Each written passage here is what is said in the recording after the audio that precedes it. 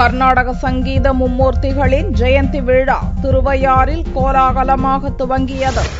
கர்நாடக சங்கீத மும்மூர்த்திகளான தியாக பிரம்மம், முத்துசாமி தீட்சிதர், சியாமா சாஸ்திரிகளின் ஜெயந்தி விழா ஆண்டுதோறும் வெகு விமர்சையாக திருவாரூர் மாவட்டம் திருவையாறில் கொண்டாடப்படுகிறது. இந்த ஆண்டு ஜெயந்தி விழா வெள்ளிக்கிழமையன்று இசைக்கலைஞர்களின் இசை நிகழ்ச்சியுடன் துவங்கியது.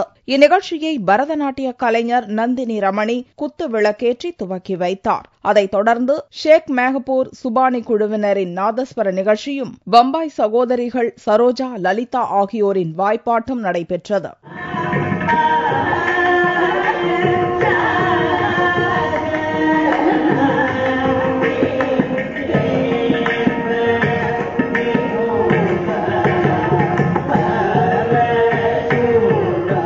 தொடர்ந்து 7ஆம் தேதி வரை நடக்கவுள்ள இசை நிகழ்ச்சியில் தமிழகம் மட்டுமின்றி பல்வேறு மாநிலத்தைச் சேர்ந்த இசைக்கலைஞர்கள் பங்கேற்கின்றனர். மும்மூர்த்திகளும் அவதரித்த இந்த ஸ்தலத்தில் இந்த இசை விழா நடப்பது மிகவும் சிறப்புக்குரிய ஒரு அம்சமாகும்.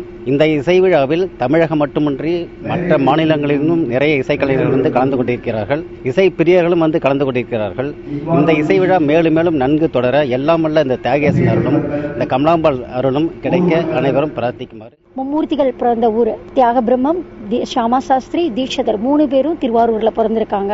இந்த 3 பேரோட ஜெயந்தி விழாவை திருவாரூர்ல மிக அற்புதமாக கொண்டாடிட்டு இருக்காங்க. இது 4வது வருஷம் ரொம்ப பிரம்மாண்டமா கமலாம்பா கோவில் சன்னதியில பல ஆயிரக்கணக்கான மக்கள் கூடி இவ்வளவு ரசிக பெருமக்கள் இந்த அளவு நாங்க பார்த்ததே கிடையாது. மும்மூர்த்திகளும் பிறந்த திருவாரூருக்கு பிறந்த நாங்க அவ்வளவு பெருமைப்படுறோம். 6ஆம் தேதி பஞ்சரத்ன கீர்த்தனை பாட போறாங்க.